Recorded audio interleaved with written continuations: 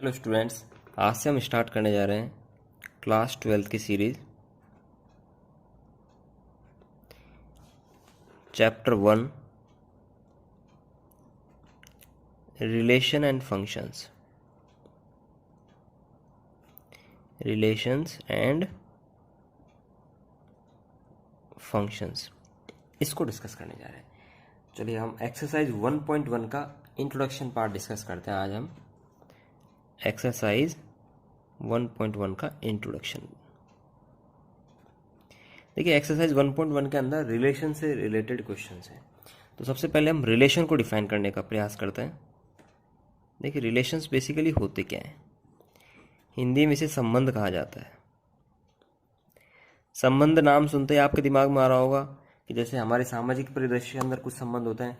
पिता और पुत्र का संबंध होता है, माता पिता का संबंध है, भाई बहन का संबंध है। ठीक है, तो कम से कम दो अपन को लोग चाहिए संबंध के लिए। ठीक है, तो मैथमेटिक्स में हम डिस्कस करते हैं तो हमको यहाँ मिनिमम 2 क्वांटिटीज तो चाहिए, तब जा करके हम रिलेशन को डिफाइन करेंगे। ठीक है, आपस में इनमें किस तरीके का संबंध है उसको डिफाइन करने के लिए हमें मिनिमम कितनी क्वांटिटी चाहिए? 2 क्वांटिटी चाहिए। तो मैथमेटिकली अपन रिलेशन को कैसे डिफाइन करते हैं? Let A and B be two non empty sets,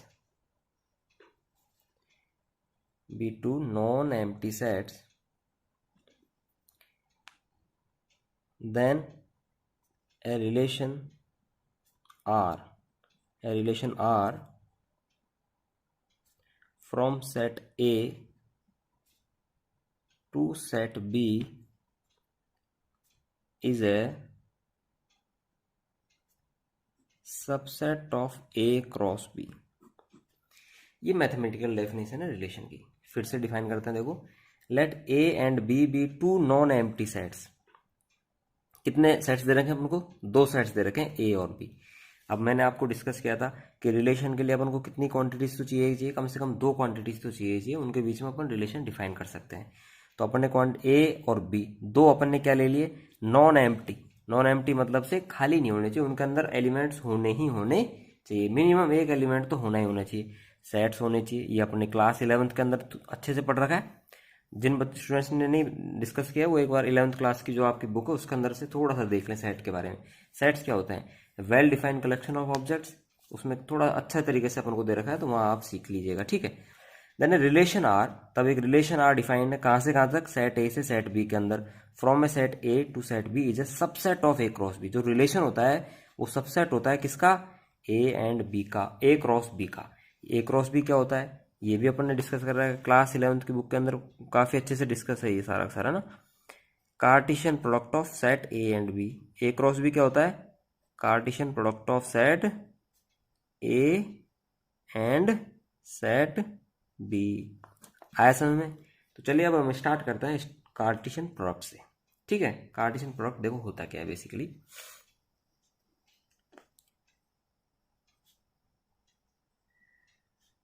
Cartesian product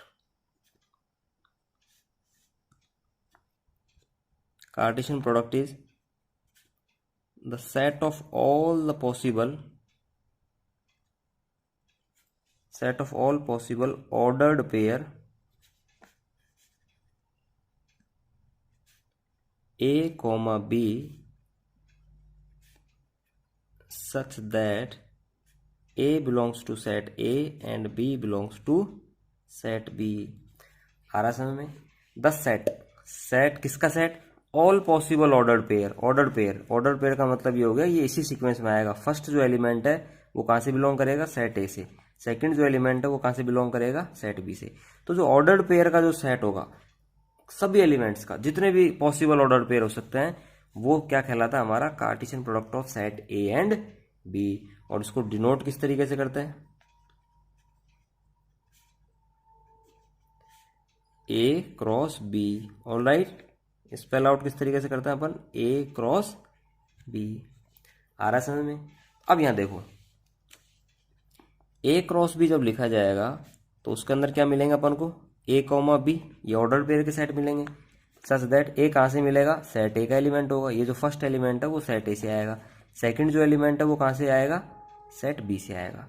अगर मैं इसको ए क्रॉस बी नहीं करके बी क्रॉस ए लेता हूँ तो यहाँ पे ऑर्डर पेयर भी चेंज हो जाएगा। क्या हो जाएगा? B comma A, where B belongs to set B and A belongs to set ए।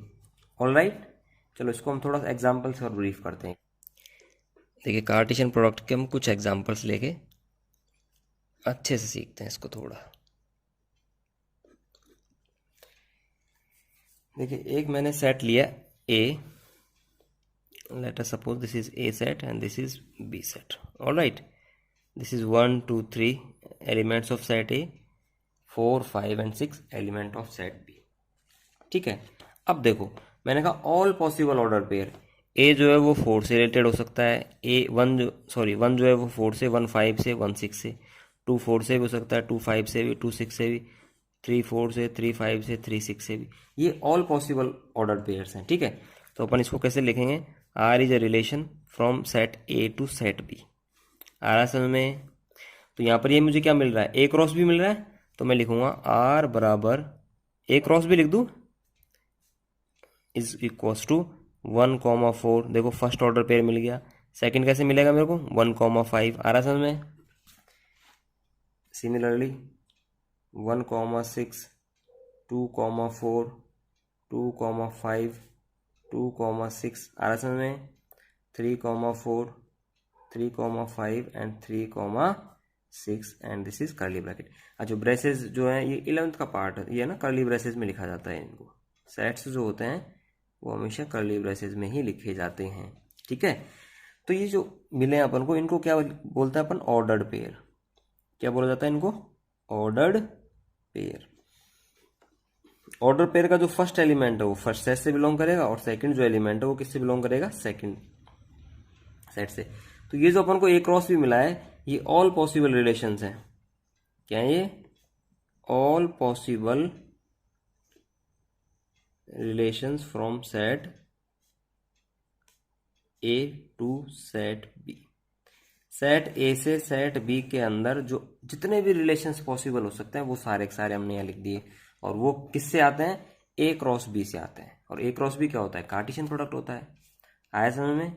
चलिए आगे चलते हैं। देखो यहाँ एक अपन रिलेशन डिफाइन करते हैं इसी एग्जाम्पल को देखते हुए। ठीक है,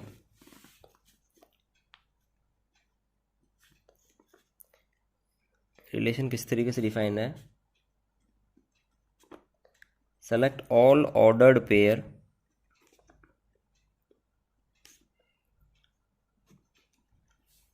beginning from odd number. Select करना है ऑल ऑर्डर पेयर को beginning from odd number. Starting का जो फर्स्ट जो नंबर है वो कैसा नंबर होना चाहिए अपने पास में? Odd number. तो relation R is equal to what? मैं लिख सकता हूँ देखो 1,4। यहाँ से देखो ये ऑड नंबर वाला हो गया, ये हो गया, ये हो गया, ये इवन नंबर का हो गया, एक ये हो गया, एक ये हो गया, एक ये हो गया। तो लिखेंगे अपन 1,5, 1,6, 3,4, 3,5, 3,6। आया समझ में? तो मैं जो चीज़ अपन यहाँ सिखाना चाह रहा हूँ आपको, ये जो ए क्रॉस भी होता है ना, ये तो ऑल पॉसिबल रिलेशंस होते हैं एक सेट से दूसरे सेट के अंदर। मैक्सिमम जितने रिलेशंस हो सकते हैं वो सारे के सारे ये रिलेशंस हो सकते हैं। अब इनमें से अपन को जो रिलेशन की डेफिनेशन दे रखी होगी, जो सेंटेंस अपन को दे रखा होगा, रिलेशन किस तरीके से सवाल में डिफाइन करना चाह रहा है, उसके अकॉर्डिंग अपन यहाँ पर इन एलिमेंट्स को सेलेक्ट कर लेंगे इसके अंदर से। ठीक है, तो वो हमारा जो डिजायर रिलेशन है वो हमको मिल जाएगा यहाँ पर। ठीक है, तो यहाँ अपन लिख सकते हैं ये जो रिलेशन अपन को मिला है, ये रिलेशन इस ए क्रॉस बी जो यूनिवर्सल रिलेशन है इसका क्या मिला? सॉरी सबसेट मिला। तो मैं इसको लिख सकता हूँ रिलेशन इज ए सबसेट और equal to A cross B. जो भी रिलेशन डिफाइन होगा, आ रहा है समझ में? वो रिलेशन कहाँ से अपन को छांटना है? ए क्रॉस बी से छांटना है। पहले तो ए क्रॉस बी पता करना है और उसके बाद में अपना जो रिलेशन मिलेगा वो ए क्रॉस बी में से मिलेगा। तो जो रिलेशन आएगा वो या क्या होगा? इसका subset of A cross B होगा या equal to A cross B हो गया। आगे समझ में? तो मैं इसको लिख सकता हूँ R relation is a subset of Cartesian product of A cross B. आया समझ में? चलिए अपन कुछ एग्जांपल्स और लेते हैं रिलेशन के। देखो एक सेट ए ले रहा हूं मैं,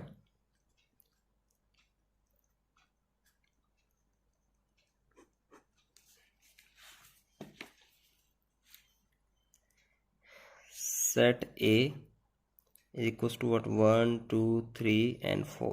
All right, and set B is equals to what? 4 5 6 5 6 7 and 8. All right, चलो ये अपन ने दो सेट्स ले लिए, एक सेट ए है और एक सेट बी है। अब हमारा रिलेशन डिफाइंड है किस तरीके से? R1 is a relation such that from A to B,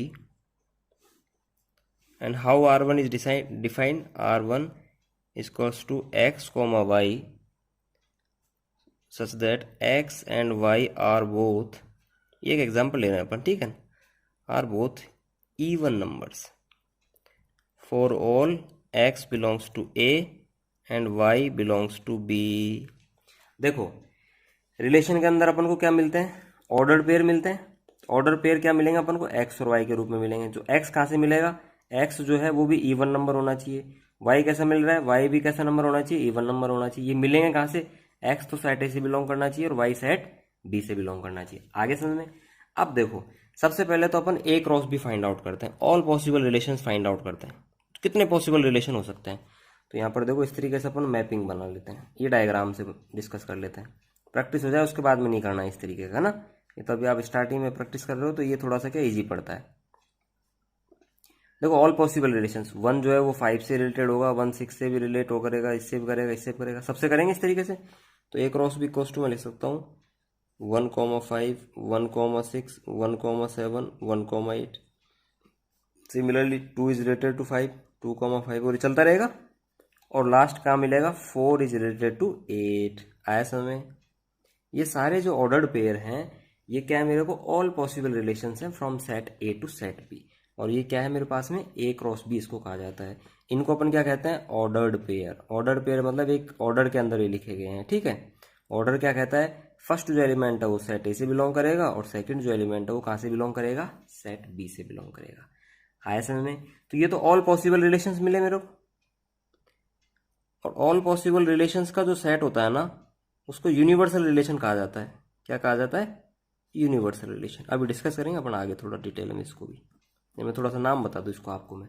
all possible relations का जो सेट है उसको अपन एक नया नाम देके डिस्कस करेंगे, यूनिवर्सल रिलेशन। आया समझ में? चलिए अब हमारे पास में जो रिलेशन का डेफिनेशन दे रखा है, किस तरीके से डिफाइंड रिलेशन? x, y से डिफाइंड है, x and y both are even numbers. तो हम R1 का अगर सेट लिखेंगे, R1 रिलेशन को लिखेंगे तो कैसे लिखेंगे? इवन नंबर्स होने चाहिए। तो इवन नंबर के लिए हमको ये हो गया ना, और लेकिन दोनों होने चाहिए 2 और 5। अब देखो 2 6 से रिलेटेड करेगा, 2 8 से रिलेटेड करेगा। तो एक तो क्या मिला हमको ऑर्डर पेयर? 2 8 एंड 2, 6। आया समझ में? दूसरा क्या मिलेगा? 4, 6 एंड 4, 8, 4, 6 एंड 4, 8। ये हमारे पास में एक रिलेशन हो गया जो कहाँ से मिला हमको? जो डेफिनेशन दे रखी थी। ये कौन सा फॉर्म दे रखा हमको रिलेशन का? Set builder form. Which form is given? This is set builder form, जिसको डेफिनेशन फॉर्म भी कहा जाता है। आया समझ में? ये कौन सा फॉर्म हो गया हमारे पास में? रोस्टर फॉर्म हो गया, टेबुलर फॉर्म हो गया, लिस्टिंग फॉर्म हो गया। आगे समझ में?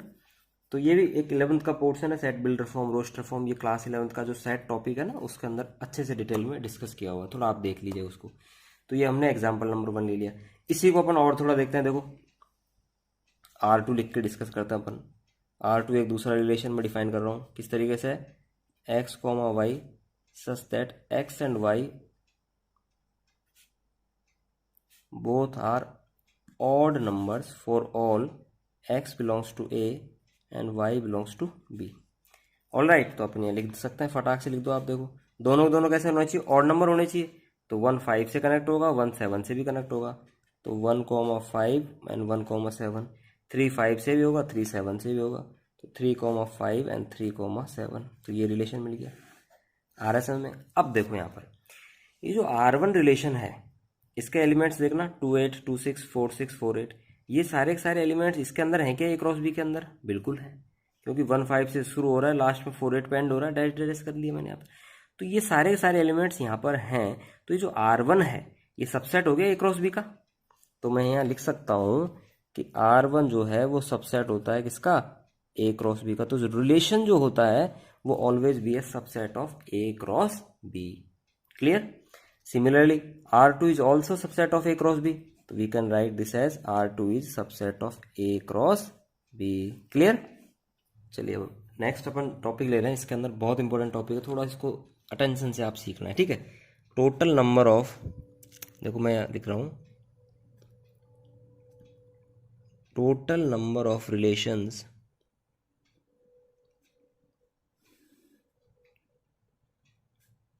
From set A to set B. अब देखो ये मैंने क्या लिखा है यहाँ पर, अभी अपन ने डिस्कस किया था, एक सेट ए लिया था मैंने, एक दूसरा सेट बी ले रहा था, उसके अंदर 1 2 3 ले रहा था, 4 5 6 लिया मैंने, ठीक है। तो यहाँ पर अपन क्रॉस प्रोडक्ट कर रहे थे, तो ऑल पॉसिबल रिलेशंस आ रहे थे, आ रहा समझ में, ऑल पॉसिबल रिलेशंस आ रहे थे। ये देखिए, ये अपने पास में ऑल पॉसिबल रिलेशंस आए थे ए क्रॉस बी के। अब मैंने एक डेफिनेशन दी तो मेरे पास में एक रिलेशन ये आ गया, मैंने दूसरी डेफिनेशन दी तो दूसरा रिलेशन ये आ गया, ये ऑड नंबर्स वाला आ गया, ये इवन नंबर्स, ऐसे बहुत सारी डेफिनेशन अपन कर सकते हैं और बहुत सारे रिलेशंस बना सकते हैं। तो वो चीज़ ये पूछना चाह रहा है कि total number of relation from set A to B. आप जैसे अभी अपन ने 2 डेफिनेशन दी, 2 बना लिए, इस पूरे जो यूनिवर्सल रिलेशन था उसमें से निकल के आए सारे सारे। तो उसी तरीके से total number of relations from set A to set B अपन कितने बना सकते हैं, ये अपन डिस्कस कर रहे हैं, ठीक है।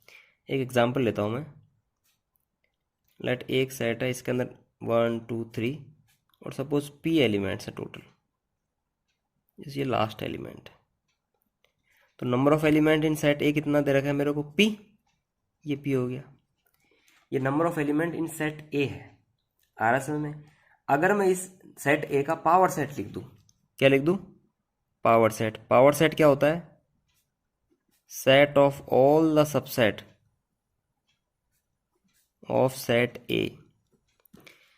सेट ए के जितने भी सबसेट हैं उन सब का जो सेट बनेगा वो क्या कहलाएगा मेरे पास में, पावर सेट। जैसे फॉर एग्जांपल, छोटा एग्जांपल लेता हूँ, ए में एलिमेंट्स लिए मैंने 1 2 3, तो इसका जो पावर सेट लिखा जाएगा वो क्या, इसके सबसेट्स का सेट। तो इसके सबसेट देखो क्या क्या हो जाएंगे, एक तो 5 हो गया, एक 1 हो गया, एक 2 हो गया, एक 1 और 2 हो गया, खुद आ गया, समझ आया। तो इनको अपन लिखते हैं यहाँ पर, 5 लिख देंगे, 1 लिख दिया, 1 2, सॉरी इस तरीके से लिखा जाएगा, और 1 2 आया समझ में। तो ये मेरे पास में सबसेट थे, उनका सेट लिख दिया, तो ये क्या बन गया मेरे पास में, पावर सेट बन गया। इसके अंदर कितने एलिमेंट्स आ रहे हैं, number of element in power set of A, 1 2 3 4 आ रहा है, आ रहा है समझ में। तो इसके लिए एक फॉर्मूला हमने डिराइव कर रखा है। क्या फॉर्मूला डिराइव कर रखा है, अगर आपको किसी सेट के अंदर एलिमेंट्स की संख्या पता है तो डायरेक्ट उसके पावर सेट के अंदर जो एलिमेंट होंगे उनको अपन डिस्कस कर सकते हैं। तो मैं लिख दूंगा number of element in power set of A equals to 2 की पावर पी। ये पी है ना, वो पावर में चले जाएगा 2 की में। जैसे यहाँ पर कितने थे, पी की वैल्यू कितनी दे रखी थी 2, तो 2 की पावर 2 बोले तो कितना आ रहा था मेरे पास में 4। सिमिलरली यहाँ पर कितने एलिमेंट्स दे रखे हैं मेरे पास में, पी, आ रहा समझ में। तो इसका जो पावर सेट होगा उसके अंदर कितने एलिमेंट्स होंगे, 2 की पावर पी, आगे समझ में। मुझे अगर किसी सेट के एलिमेंट्स पता लग जाएं तो मैं उसका पावर सेट के एलिमेंट्स पता कर सकता हूं, आया समझ में। अगर किसी सेट के एलिमेंट्स मुझे पता लग जाएं तो मैं उसके पावर सेट में कितने एलिमेंट्स होंगे ये पता कर सकता हूं। 2 की पावर क्या लिख देंगे अपन, total number of elements in the given set. Alright, चलो आगे डिस्कस करते हैं। अब देखो अपन को पता करना है total number of relations, total number of relation कहां से, सेट ए से सेट बी के अंदर, आ रहा समझ में। तो सेट ए से सेट बी के अंदर ऑल पॉसिबल जो रिलेशंस अपन फाइंड आउट करते हैं, जो एलिमेंट्स होते हैं वो ए क्रॉस बी से मिलते हैं अपन को। तो ए क्रॉस बी के अंदर कितने एलिमेंट्स हैं, सबसे पहले तो अपन इसको पता करते हैं, यहाँ कितने एलिमेंट बैठे हुए हैं, और इसी का ही तो सबसेट होता है रिलेशंस। रिलेशन क्या होता है, ए क्रॉस बी का क्या होता है, सबसेट ही होता है। उन सबसेट्स का अपन सेट बनाएंगे, वो टोटल नंबर ऑफ रिलेशंस अपन को मिल जाएंगे। तो ए क्रॉस बी के अंदर कितने एलिमेंट्स होंगे, देखो उसको सीखते हैं सबसे पहले अपन। सपोज मैंने एक सेट लिया, इसके अंदर 1 2 3 1 2 ले लिया, दूसरा लिया मैंने 4 और 5। तो देखो 1 4 से होगा, 1 5 से होगा, 1 4 1 5, 2 4 से 2 5 से 2 4 और 2 5। कितने मिले मेरे को टोटल एलिमेंट्स ए क्रॉस बी के अंदर, 4 मिल रहे हैं। इसके अंदर कितनी एंट्रीज थी टोटल, 2। इसके अंदर कितनी एंट्रीज थी, 2, तो 2 इंटू 2 4 मिल गया। अगर 3 होती तो 3 इंटू 3 9 एंट्रीज मिल जाती मेरे को। तो सपोज इसके अंदर पी एंट्री है, इसके अंदर क्यू एंट्री है, तो ए क्रॉस बी के अंदर जो कितने एलिमेंट्स मिलेंगे अपन को, पी इंटू क्यू बोले तो पी क्यू, कितनी एंट्री मिलेंगी मेरे को, पी क्यू एंट्री मिलेंगी। कहने का मतलब ए क्रॉस बी जो सेट मिला है उसके अंदर कितने एलिमेंट्स मिल रहे हैं मेरे को, पी इंटू क्यू। अब भी मैंने आपको डिस्कस किया था कि एक सेट जो है उसके अंदर कितने एलिमेंट्स दे रखे हैं, पी। तो इसका जो पावर सेट होगा, इसका जो पावर सेट होगा, पावर सेट क्या होता है, set of all the subsets of A के जितने सबसेट हैं उनका सेट, उसके अंदर कितने एलिमेंट होंगे, टू की पावर पी। अब देखो यहाँ पर ए क्रॉस बी के अंदर एलिमेंट्स कितने मिले मेरे को, पी क्यू मिले। रिलेशंस जो जितने भी बनेंगे वो सारे के सारे क्या होते हैं, इनके सबसेट होते हैं। तो इनके जितने भी सबसेट होंगे वो सारे के सारे क्या कहलाते हैं, रिलेशंस कहलाएंगे। आ रहा समझ में। तो इनके जो सबसेट्स होंगे वो उनकी संख्या कितनी होगी, टू की पावर पी क्यू लिख दूं मैं। जैसे ऊपर क्या लिखा था, टू की पावर पी लिखा था ना, वैसे अपन अब क्या लिख देंगे, टू की पावर पी क्यू। क्योंकि ये पी क्यू एलिमेंट्स किसके अंदर बैठे हुए हैं, ए क्रॉस बी के अंदर। यहाँ पी एलिमेंट किसके अंदर बैठे हुए थे, सेट ए के अंदर। अब ये एक नया सेट मिल गया मेरे को, ए क्रॉस बी। आ रहा है समझ में, ऑर्डर्ड पेयर का सेट है ये, समझ में आ रहा है। तो मैं लिख दूंगा number of elements in the power set of A cross B is equals to what, two की पावर पी इंटू क्यू। आया समझ में। ये क्या है मेरे पास में, power set of A cross B. A cross B का पावर सेट होता है। और पावर सेट सेट क्या होता है, set of all the subset, set of all the subset of A cross B. A cross B के जितने भी सबसेट होंगे उन सब का सेट। मैंने आपको बता रखा है रिलेशन जो होता है वो क्या होता है, सबसेट होता है ए क्रॉस बी का। आ रहा है समझ में। वो डेफिनेशन से अपन निकाल लेंगे, एक छोटा सा भी ऑर्डर पेयर आ सकता है, दो ऑर्डर पेयर मिल के आ सकते हैं, या पूरा का पूरा ए क्रॉस भी आ सकता है। लेकिन होता तो रिलेशन क्या है, सबसेट ही होता है। आ रहा है समझ में। और ये क्या होता है, set of all the subset, कितने सबसेट है उन सब का सारा सेट एक साथ लिख दिया जाए तो वो सारे के सारे सबसेट कितने मिलेंगे अपन को, टू की पावर पी इंटू क्यू। और ये जो टू की पावर पी इंटू क्यू मिला है, यही क्या होगा हमारा टोटल नंबर ऑफ रिलेशन होंगे from set A to set B. ठीक है, देखो उसको अपन लिख सकते हैं,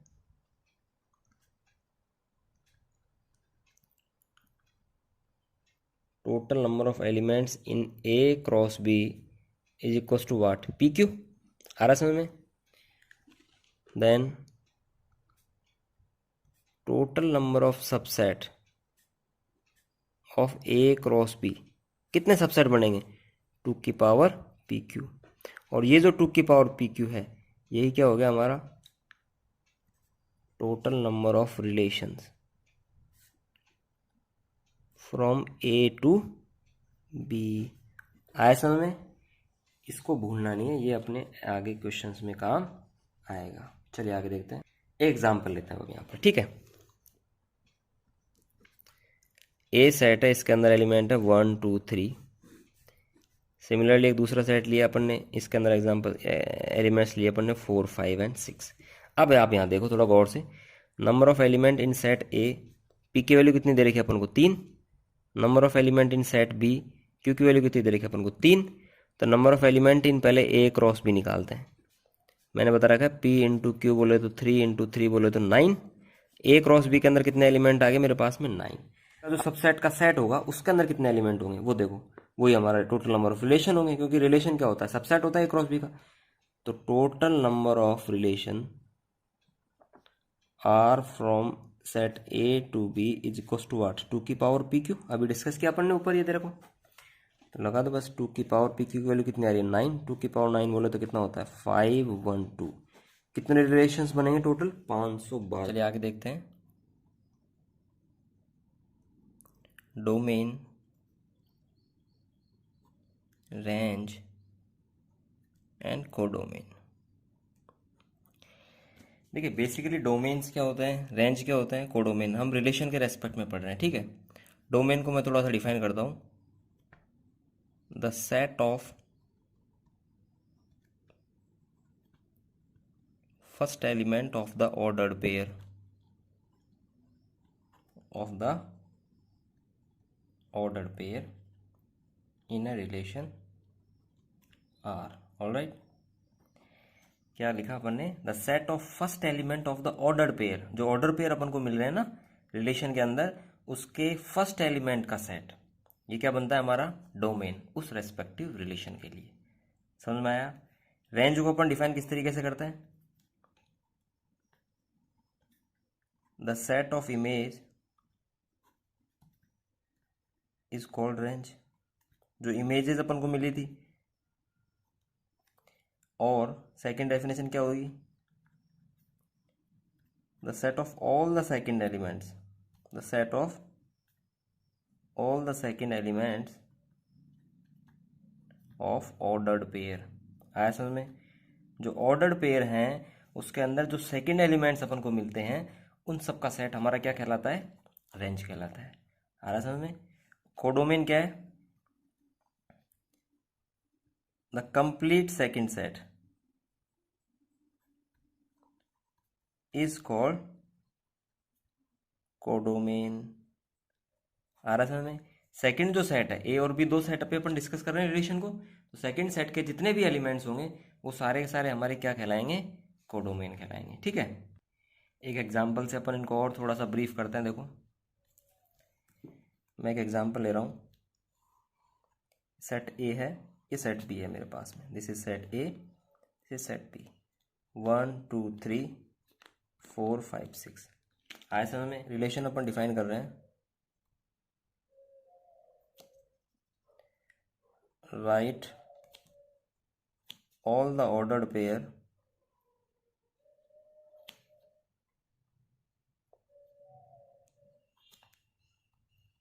beginning from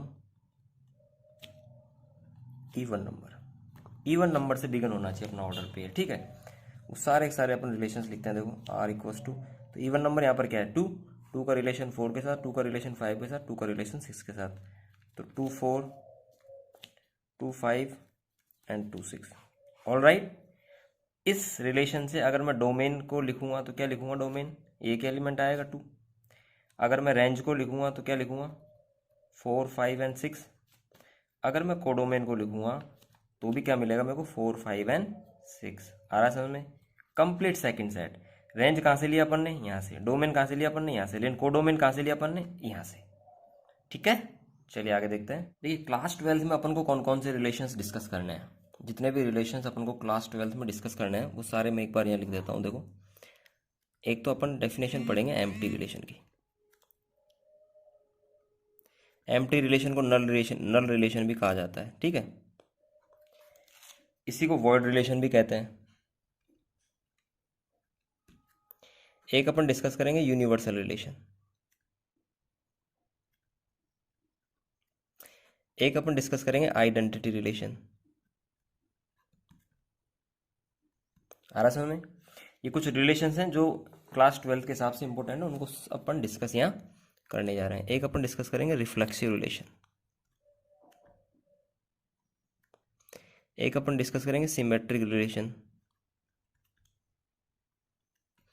एक अपन डिस्कस कर रहे हैं ट्रांजिटिव रिलेशन,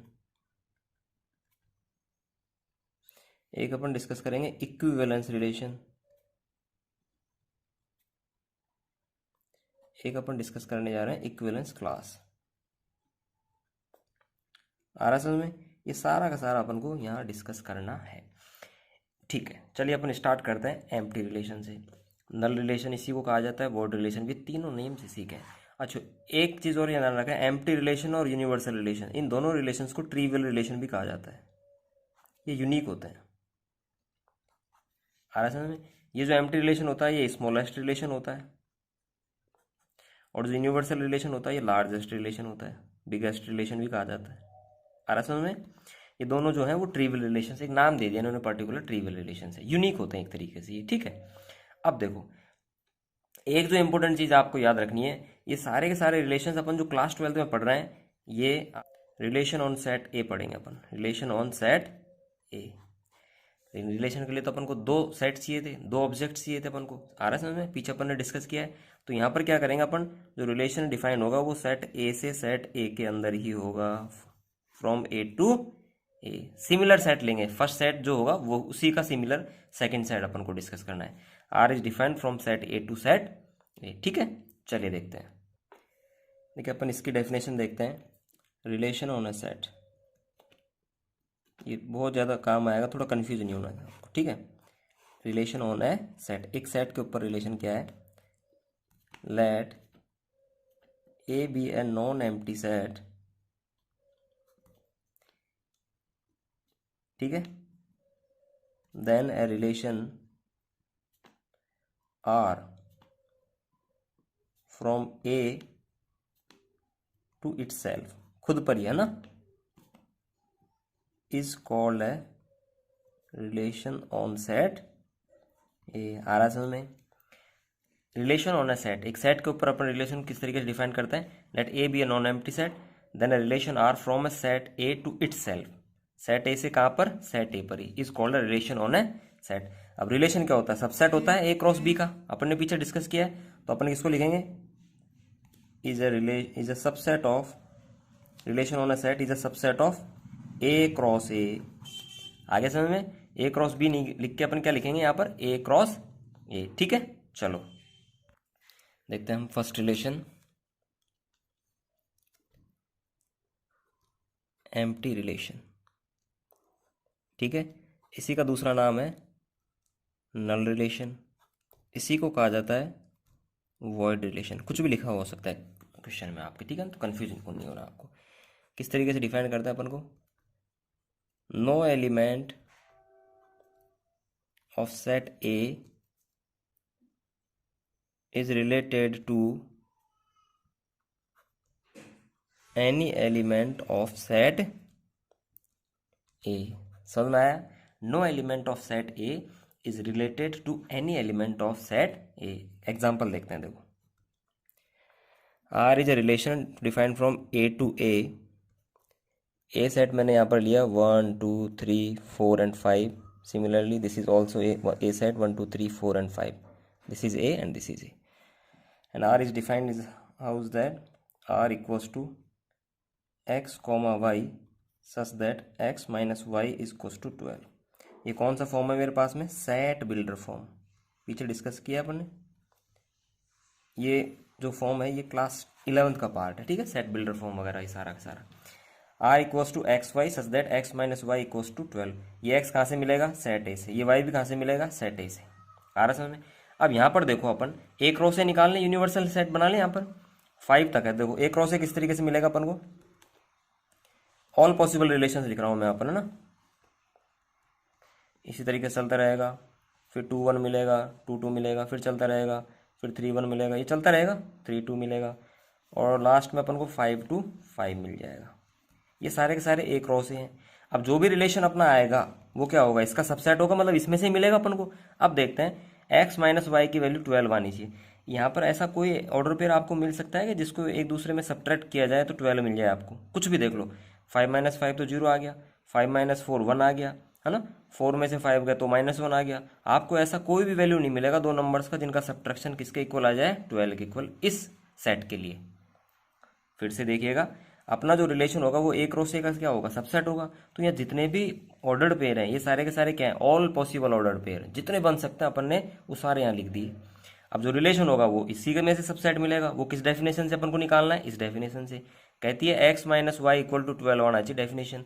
तो x और y कहाँ है, x ये बैठा हुआ है और y ये बैठा हुआ है। x भी ए सेट से है, y भी ए सेट से। किसी भी दो ऑर्डर पेयर का डिफरेंस बाहर आ सकता है क्या, बिल्कुल नहीं आ सकता है। तो अपन लिख देंगे R is an empty relation. ये एम्प्टी रिलेशन का साइन है, ये नहीं लिखना चाहो तो आप 5 भी लिख सकते हो। ठीक है, ये लिख सकते हो R is an void relation.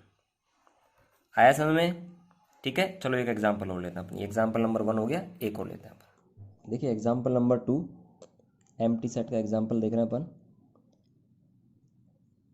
एक सेट दे रखा है अपन को 1 2 एंड 3। ऑलराइट, रिलेशन डिफाइंड है सेट ए से सेट ए में, और रिलेशन किस तरीके से डिफाइंड है, A B such that A plus B equals to 10। आ रहा समझ में? A plus B equal to कितना होना चाहिए हमारे पास में, 10 आना चाहिए। अब देखो यहाँ पर सबसे पहले मैं ए क्रॉस से लिखता हूँ यहाँ पर। ठीक है, ऑल पॉसिबल रिलेशंस लिखते हैं। देखो all possible relations from A to A, this is a set and this is also a set, a set a set, 1 2 3 1 2 3, 1 का रिलेशन 1 के साथ, 2 के साथ, 3 के साथ, दिस दिस दिस, ये सारे ऑल पॉसिबल रिलेशंस हो गए। तो मैं लिखता हूँ 1 1 1 2 1 3 2 1, चलता रहेगा सारा सारा ऐसे। लास्ट में क्या मिलेगा मेरे को, 3 3। आ रहा समझ में? अब देखो अपने पास में जो रिलेशन के अंदर जो एलिमेंट्स मिलेंगे मेरे को ऑर्डर पेयर में, वो सारे के सारे किस तरीके से होंगे, इसके सबसेट होंगे। आ रहा समझ में? ऑल पॉसिबल रिलेशंस जो ए क्रॉस ए का जो सेट है उसके ही एलिमेंट्स अपन को यहाँ मिलेंगे। तो देखते हैं किन्हीं दो एलिमेंट्स का सम 10 हो सकता है क्या? 1 + 1 कितना हो रहा है? 2। 10 तो हो ही नहीं रहा। तो 3 + 3 कितना हो रहा है? 6। मैक्सिमम तो यही मिल रहा है, 3 + 3 कितना हो रहा है? 6, जबकि अपन को कितना चाहिए? 10। तो किसी भी ऑर्डर पेयर के दो एलिमेंट से अपन को a + b यहाँ रखने पर कितना आंसर नहीं मिलेगा? 10 आंसर नहीं मिलेगा। इसका मतलब क्या हुआ कि हमारा जो ये रिलेशन होगा इसके अंदर कोई भी एलिमेंट अपन को एग्जिस्ट नहीं करेगा जो इस डेफिनेशन को फुलफिल करे। आया समझ में? तो अगर जिस कंडीशन में जब कोई एलिमेंट अपन को नहीं मिलेगा तो relation is house that relation is 5। आ रहा समझ में? इसको ऐसे भी लिख सकते हैं या इसको इस तरीके से लिख सकते हैं। This implies that R is an empty relation. आया समझ में? This is the smallest relation. Empty relation is an smallest relation. ठीक है, इसी को ट्रिवियल रिलेशंस भी कहा जाता है। इनको ट्रिवियल रिलेशन, यूनिवर्सल रिलेशन और एम्प्टी रिलेशन को ट्रिवियल रिलेशन भी कहा जाता है। ठीक है, देखिए यूनिवर्सल रिलेशन डिस्कस करते हैं अपन। Second relation,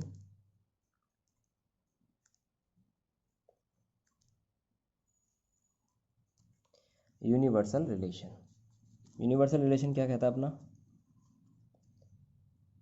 if each element of set A is related to every element of set A. Each element of set A related to every element of set A. Let us suppose a set is this 1, 2 and 3. All right, R एक relation है defined from A to A। ठीक है, अब देखो यहाँ पर this is a set and this is also a set 1 2 3 1 2 3। सबसे पहले अपन ए क्रॉस निकालते हैं ऑल पॉसिबल रिलेशंस। तो देखो क्या बनेगा 1, 1, 1, 2 1, 3 2, 1 2, 2, 2, 3 चलता रहेगा इस तरीके से 3, 1 और 3, 3। आ रहा समझ में? इसमें भी पी की वैल्यू कितनी है? 3। यहाँ पर क्यू की वैल्यू कितनी है? 3। तो टोटल नंबर ऑफ एलिमेंट्स कितने मिलेंगे अपन को इस सेट के अंदर? 3 × 3 बोले तो कितना? 9। आगे समझ में? 1 2 3 4 5 6 इस तरीके से चलता हो। ये कौन सा एलिमेंट है अपने पास में? 9th टर्म है। ठीक है, अब देखो ये जो है ये मेरे पास में ऑल पॉसिबल रिलेशंस मिले मुझे। क्या मिले? All possible relations. अब अपन एक रिलेशन डिफाइन करते हैं। Relation is how R is equals to x, y such that x minus y mod of x minus y is greater than equal to 0 for all x and y belongs to what? set A। ये एक relation है और ये set builder form है मेरे पास में। Definition form है, डेफिनेशन फॉर्म को सेट बिल्डर फॉर्म कहा जाता है। ठीक है, क्लास 11th में अपन ने डिस्कस कर रखा है। देखो यहाँ पर x जो है वो कहाँ से मिलेगा? रिलेशन कहाँ से कहाँ पर है? Set A to set A है। x जो है वो सेट A का एलिमेंट होगा और y भी सेट A का एलिमेंट होगा। अब देखो ये अपने पास में ऑल पॉसिबल रिलेशंस हैं, तो जो रिलेशन इस डेफिनेशन से निकल के आएगा वो क्या है? इसका सबसेट ही होगा यहाँ पर, क्योंकि जो रिलेशंस होता है वो सबसेट ऑफ ए क्रॉस ए होता है। तो देखो यहाँ पर x माइनस वाई जो है किसी भी ऑर्डर पेयर को आप लो और एक एलिमेंट फर्स्ट एलिमेंट में से सेकंड एलिमेंट को अपन सबट्रैक्ट करेंगे। चलो मैं इसको लेता हूँ 1 - 3 कितना आएगा? -2। मॉडुलस लगाया तो पॉजिटिव वैल्यू हो जाएगी, तो क्या हो जाएगा? ये +2 और +2 हो जाए वो हमेशा 0 से बड़ा ही होता है। x माइनस वाई की वैल्यू कितनी आ रही है मेरे पास में? -2। मॉडुलस से बाहर निकलेगा तो +2 हो जाएगा और +2 जो होता है वो हमेशा 0 से बड़ा होता है। तो इसका मतलब ये तो करेक्ट हो गया हमारा, ये ऑर्डर पेयर तो मिलेगा ही मिलेगा। 1 - 1 क्या होता है? देखो 1 - 1 रखूंगा तो 0, ग्रेटर देन इक्वल टू 0, या तो 0 से बड़ा होगा या 0 के इक्वल होगा, तो 0 भी आ रहा है। 2 और 2 लूंगा तो भी 0 आ रहा है, तो 2 - 2 कितना हो रहा है? 0, तो इक्वल टू 0 आ रहा है, तो ये भी आएंगे। 3 और 3 लोगे तो 3 - 3 भी 0 आ रहा है। 3 और 1 लेते हैं तो 2 आ रहा है, तो ऑलरेडी पॉजिटिव है। मॉडुलस से बाहर तो भी पॉजिटिव मिलेगा, तो 2 भी +2 भी 0 से बड़ा होगा। तो इसका मतलब इसके सारे एलिमेंट्स जो हैं वो हमारे इस रिलेशन के सेट में हमको मिल जाएंगे। तो 1, 1, 1, 2 चलता रहेगा इस तरीके से, और 3, 3 आया समझ में? तो ये मेरे को जो रिलेशन मिला है तो ए क्रॉस से ही मिल गया एज इट इज़। और मुझे पता है ए क्रॉस से जो होता है वो क्या होता है? लार्जेस्ट रिलेशन होता है। ऑल पॉसिबल रिलेशंस का जो सेट होता है वही क्या होता है? लार्जेस्ट रिलेशन होता है। तो यूनिवर्सल रिलेशन जो होता है इसी को यूनिवर्सल रिलेशन कहा जाता है, और यूनिवर्सल रिलेशन जो होता है वो सबसे लार्जेस्ट रिलेशन होता है। लार्जेस्ट रिलेशन ऑन सेट ए। समझ में आ गया। एक थोड़ा सा नोट अपन छोटा सा और लिख लेते हैं यहाँ पर, मैंने पहले बता दिया, empty relation and universal relation are also known as trivial relation. इनको ट्रिवियल रिलेशन भी कहा जाता है। These are unique relation. देखिए नेक्स्ट अपन देख रहे हैं third, identity relation. Alright, identical भी इसको कहा जा सकता है। Identity relation is also known as identical relation. देखो डेफिनेशन मैं इसका किस तरीके से लिखूंगा, a relation on a set A, अपन एलिमेंट्स लिए जैसे 1 2 3, is called an identity relation if every element of set A is related to itself only। देखो ये जो टर्म है बड़ा इंपॉर्टेंट टर्म है। मैंने कहा every element of set A, अपन जो डिस्कस कर रहे हैं यहाँ पर क्लास 12 में, वी आर डिस्कसिंग है एट सेम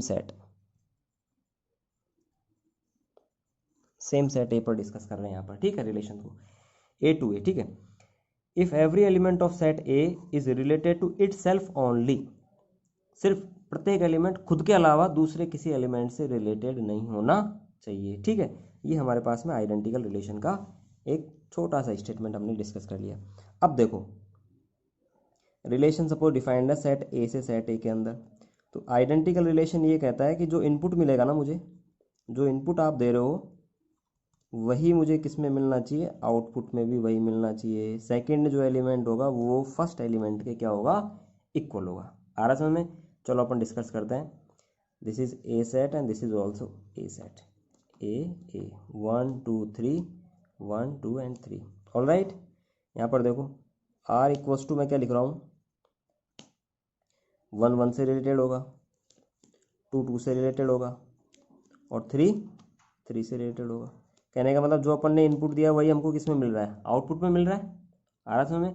तो ये एक एग्जाम्पल है, राइट एग्जाम्पल अपने पास में किसका, आइडेंटिटी रिलेशन का, आइडेंटिटी रिलेशन का। बस इसको, इसके अलावा अगर कुछ भी होगा इसके अंदर तो वो आइडेंटिकल रिलेशन की डेफिनेशन को फुलफिल नहीं करेगा, क्योंकि अपन ने क्या पढ़ा है, related to itself only.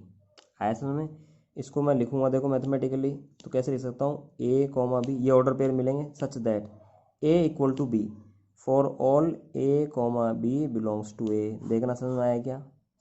जो ऑर्डर पेयर अपन को मिल रहे हैं रिलेशन के अंदर ए कॉमा बी में, वो इक्वल होने चाहिए। दोनों एलिमेंट्स कैसे होने चाहिए, इक्वल होने चाहिए फॉर ऑल, सभी के लिए। जो सेट ए के सारे एलिमेंट्स हैं उनके लिए ये डेफिनेशन लगेगा, और ये डेफिनेशन लगेगा तो ए बराबर बी होगा, तो ए कॉमा बी में जो एलिमेंट्स अपन को मिलेंगे वो कैसे होंगे, यहाँ इक्वल होंगे, ठीक है।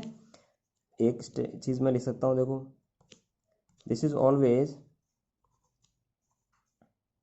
सेम फॉर एवरीवन, सभी के लिए इसका जो रिजल्ट आएगा वो हमेशा कैसे मिलेगा, अपन को सेम मिलेगा, ठीक है। अब मुझे एक चीज़ बताओ, देखो यहाँ पर एक, यहाँ पर मैंने रिलेशन लिख दिया आर बराबर में 1,1 और 2,2। अब इसको देख करके बताओ इस सेट में ये आइडेंटिकल रिलेशन है क्या, आइडेंटिटी रिलेशन है क्या। देखो 1 1 बिल्कुल सही बात है, 2 2 बिल्कुल सही बात है, लेकिन यहाँ पर 3 और 3 का नहीं है ऑर्डर पेयर। मैंने यहाँ पर क्या लिखा है, देखो फॉर ऑल, सभी एलिमेंट्स के लिए।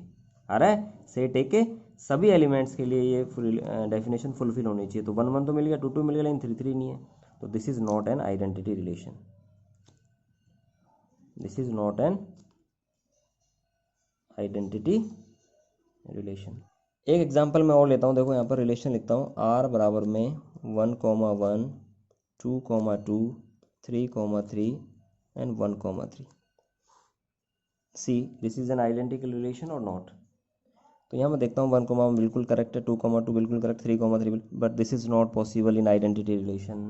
1,3 शुड नॉट एग्जिस्ट हेयर, तो I can write this as, this is not as identity relation.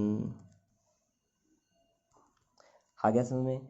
Identity relation में हमने क्या डिस्कस किया कि every element of set A must be related with it self only, it self only, तो ये ध्यान रखना है ओनली टर्म को, ठीक है। इसके अलावा अगर कोई दूसरे भी आपको ऑर्डर पेयर मिल गया तो वहाँ आइडेंटिटी रिलेशन की डेफिनेशन फुलफिल नहीं होगी और वो जो रिलेशन अपन को मिलेगा वो आइडेंटिटी रिलेशन नहीं होगा। समझ में आ गया। चलिए अब अपन देखते हैं नेक्स्ट रिफ्लेक्सिव रिलेशन। ये दोनों के दोनों थोड़े से एक दूसरे से मैचिंग वाले हैं तो थोड़ा आपको कॉन्शियस रहना है यहाँ पर, ठीक है। रिफ्लेक्सिव रिलेशन देखो इसका डिफाइन करता हूँ मैं इसको।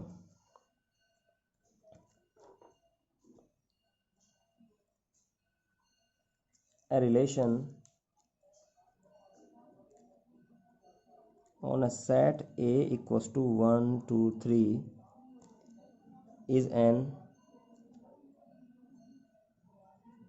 reflexive if, देखो इन टर्म्स पे आप थोड़ा सा फोकस करो, every element of set A is related to itself and may also be related to other elements। ऐसा में खुद से तो रिलेटेड होंगे ही होंगे और मे ऑल्सो भी रिलेटेड विद अदर एलिमेंट, दूसरे एलिमेंट्स के साथ भी रिलेटेड कर सकते हैं। पिछले अपने आइडेंटिटी में क्या पढ़ा था, इट सेल्फ ओनली, लेकिन यहाँ पर ओनली वाला टर्म नहीं है, ठीक है। खुद से तो होंगे ही होंगे, ये तो जरूरी है, लेकिन दूसरे एलिमेंट्स के साथ भी रिलेशन रख सकते हैं। आया समझ में। तो यहाँ देखो कुछ और चीज़ सीखते हैं अपन। आर इज रिफ्लेक्सिव, थोड़ा याद रख लेना आप इन चीज़ों का ना। इफ का सिग्नेचर है, ठीक है। A comma A belongs to R for all A belongs to A. आगे समझ में। A comma A belongs to, ये तो करेगा ही करेगा फॉर ऑल, सभी एलिमेंट्स के लिए, उसके अलावा नहीं लिखा मैंने कुछ भी, है ना। आ रहा समझ में। A comma A belongs to R, same इसका जो डबलेट है, ए का जो डबलेट है वो अपन को इसके अंदर मिलेगा, for all A belongs to A, ठीक है। अब देखो ए मैंने सेट ले लिया 1 2 3, ऑल राइट। ये मैंने इसका मैपिंग कर दिया 1 2 3 1 2 3, this is a set, this is also a set. तो 1 का 1 के साथ होगा, 2 का 2 के साथ होगा, 3 का 3 के साथ होगा, ये तो होगा ही होगा। तो आर इक्वल्स टू मैं क्या लिखूंगा रिफ्लेक्सिव के लिए, 1 1 भी मिलेगा, 2 2 भी मिलेगा, 3 3 भी मिलेगा, और एक और लिख दिया मैंने ऑर्डर पेयर 1 2। क्या ये रिफ्लेक्सिव है? क्या बिल्कुल ये रिफ्लेक्सिव है, क्योंकि हमको तो यही चेक करना है। अब आगे क्या लिखा हुआ इससे हमको कोई मतलब नहीं है, ये पार्ट तो होना ही होना चाहिए, मैंडेटरी है तो, ठीक है ना। और ये होता है तो भी अच्छी बात है और नहीं होता है तब भी अच्छी बात है, ऑप्शनल है आए समझ में। बट ये तो होना जरूरी है रिफ्लेक्सिव होने के लिए। आइडेंटिटी रिलेशन के लिए सिर्फ यही होना जरूरी है, ये होना ही है बस, सिर्फ ये नहीं होना चाहिए आइडेंटिटी रिलेशन के अंदर। लेकिन रिफ्लेक्सिव के लिए हमको सिर्फ यही देखना है, आगे इसमें कुछ भी लिखा हुआ है हमको वहाँ जाना ही नहीं है। प्रत्येक एलिमेंट का क्या होना चाहिए, डबलेट तो होना ही होना चाहिए। आ गया। अगर 3 3 को हटा दोगे तो ये रिफ्लेक्सिव की कंडीशन को फुलफिल नहीं करेगा। मैंडेटरी लिख दिया ना मैंने, फॉर ऑल, देखो यहाँ पर लिखा है मैंने for all A belongs to A, एक जितने एलिमेंट हैं उनके लिए उनके डबलेट्स मौजूद होने चाहिए रिलेशन के अंदर। आगे समझ में। मैं यहाँ कुछ एग्जांपल्स लिखता हूँ और आप थोड़ा सा बताइएगा कि ये रिफ्लेक्सिव है या आइडेंटिकल है, ठीक है। यहाँ देखो, यहाँ लिख देता हूँ R1 मैंने एक रिलेशन लिखा 1 1 2 2 3 3 2 1 लिख दिया मैंने। इस R1 को चेक करके बताइए ये रिफ्लेक्सिव है या आइडेंटिकल है। रिफ्लेक्सिव के लिए मैंने बता रखा है डबलेट मौजूद होना चाहिए। ये सेट ए के ऊपर relation define from A to A. अभी पीछे जो एग्जांपल लिया ना अपन उसी पर डिस्कस कर रहे हैं, और एक एलिमेंट है 1 2 3, ठीक है। तो देखो 1 का डबलेट है, बिल्कुल है, 2 का डबलेट है, 3 का डबलेट है, बस ये मिल गया मेरे को तो रिफ्लेक्सिव तो हो गया,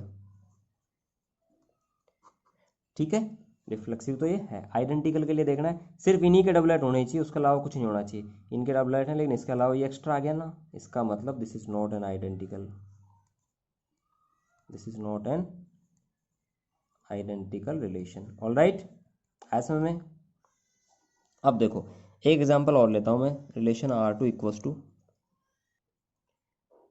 1 1 2 2 3 3। इसको चेक करना आप, R2 is an reflexive relation और आइडेंटिकल रिलेशन।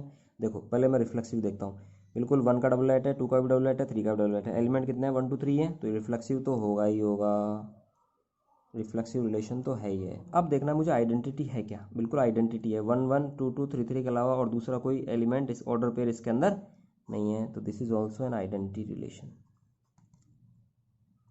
आगे समझ में। अब यहाँ पर मैं एक नोट लिख सकता हूँ छोटा सा, देखो किस तरीके से आप इसको लिख सकते हो आपकी बुक में भी, कि जो आइडेंटिटी रिलेशन है, अपन क्या देख रहे हैं यहाँ पर, जो आइडेंटिटी रिलेशन है वो रिफ्लेक्सिव तो होगा ही होगा,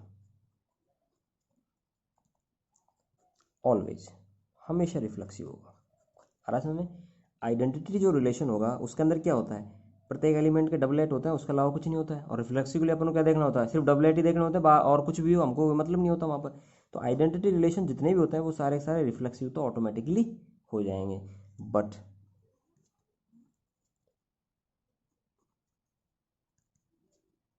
रिफ्लेक्सिव रिलेशन जो है वो may not be identity relation. आया समझ में। रिफ्लेक्सिव रिलेशन जो है वो मे बी आइडेंटिटी रिलेशन और may not be identity relation, हो भी सकते हैं और नहीं भी हो सकते हैं। किस कंडीशन में होंगे, जैसे ये रिफ्लेक्सिव था तो आइडेंटिटी भी बन गया ये, लेकिन यहाँ पर रिफ्लेक्सिव तो है लेकिन यहाँ पर आइडेंटिटी रिलेशन नहीं है, तो मे और मे नॉट बी। आगे समझ